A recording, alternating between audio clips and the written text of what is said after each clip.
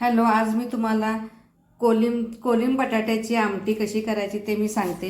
इथे मी टमाटर घेतला आहे, कोथिंबीर, मीठ, हळद, गरम मसाला, फिश मसाला, कोकम, लाल तिखट, बटाटे, कांदा आणि हे आपला जवळा पण म्हणतात आणि सुकट पण म्हणतात आणि हे गरम पाणी आणि तेल।